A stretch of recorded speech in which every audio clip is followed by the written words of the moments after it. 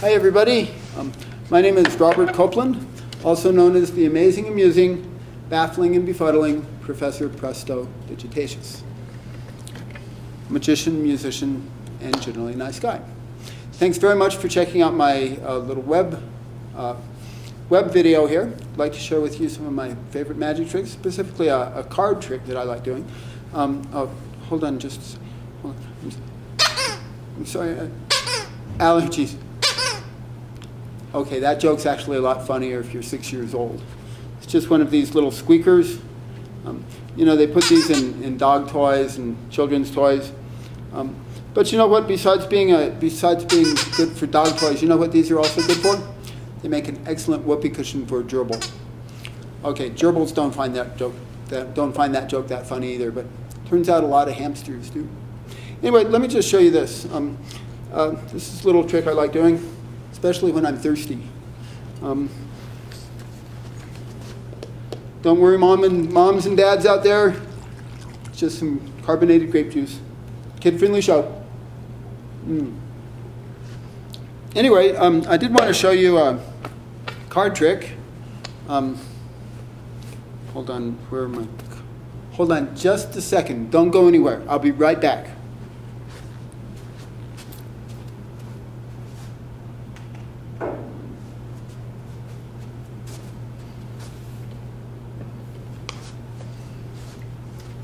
Here we go. In my briefcase here, I have a deck of, holy cow, that's where that thing's been. Excuse me, you guys, but it's my long-lost bowling ball. I've been looking all over for that baby. I don't know why I didn't think to look in my briefcase. Now I know a lot of you are thinking, hey, there's some sort of trick to that, and actually there is. Even though it looks just like a solid 18-pound bowling ball, and it sounds just like a solid 18-pound bowling ball, it's really not. It's really only about 17.5 pounds. And if you were here, you could check it out yourself, but you're not, so you'll just have to take my word for it. Anyway, this is great, though, because now I can practice my bowling. I like practicing at my house, in my living room.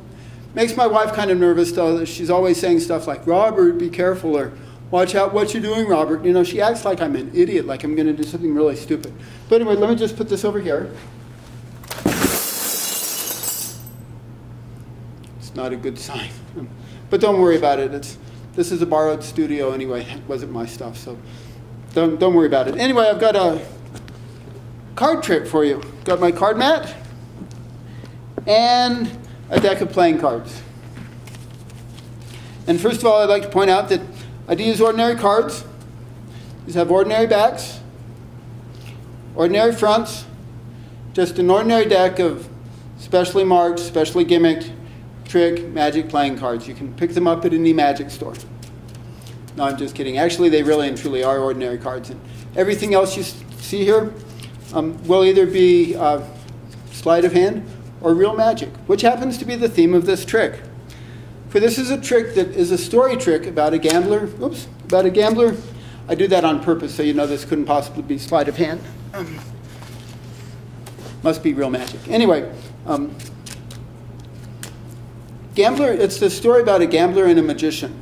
Gambler takes out a deck of playing cards because they've been talking about cards. The gambler takes out a deck. He says, you know, I don't know any real magic, but over the years I've learned some pretty good sleight of hand. For example, no matter how much people are playing with a deck of cards or cutting them or shuffling them, I can always find a high card. For example, right now, I just found the King of Hearts. Sure enough, he'd found the King of Hearts. It says, doing that once is pretty good, but if instead of just having one king,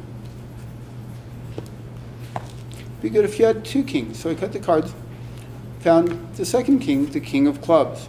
So I had the King of Hearts and the King of Clubs. But he says, you know, it'd be good if you had more than just two kings, so I cut them a few more times and found the King of Spades. So I had the King of Hearts, the King of Clubs, and the King of Spades. Now he was just about to cut to that fourth king, the King of Diamonds, when the magician stopped him. The magician actually took the cards away from him.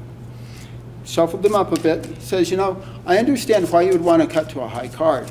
But he says, what I don't understand is why, out of all these cards in the deck, why cut to a king when it would be just as easy to cut to an ace? And that's what he did, is he cut to the ace of clubs. But then he says, but being a magician, I don't rely on sleight of hand. What I rely on is real magic. So he took that ace, combined it with those 3 kings, snapped his fingers, cast a shadow over the cards, and caused them to become, instead of an ace and 3 kings, what he had was 1, 2, 3, 4 aces. Or he said what we could do also is cut those aces, cause one of them to become a really good card. Not an ace or a king, but in this case, a 10, the 10 of spades. Well, that surprised the gambler because he knew that the 10 of spades wasn't a high card. He was looking kind of puzzled, so the magician explained. He says, by itself, the 10 of spades isn't such a high card, but if you were to combine it with the jack of spades, the queen of spades, the king of spades, and the ace of spades, then you'd have a royal straight flush. Pretty good hand. Anyway, thank you very much. That's one of my favorite card tricks. I'd like to show you, I appreciate you watching the video. And now if you don't mind, I'm going to go ahead and have a little snack. Hold on just a second. I brought my lunch, kind of on a special diet for some medical reasons. Let's see, I've got my potato chips, very good, my Cheetos, my Milk Duds, let's see, what else,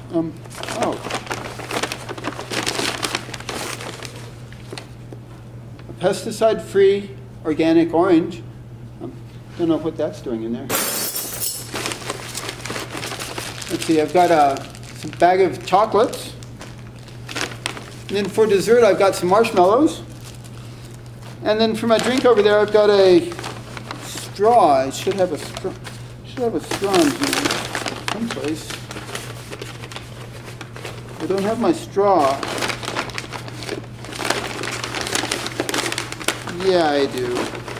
There it is. I don't know why I didn't see it at first.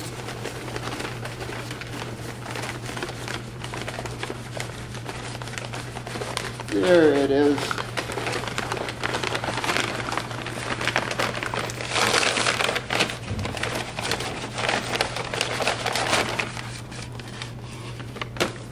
And now I'm ready for lunch. Okay, thanks very much, you guys. Appreciate you watching.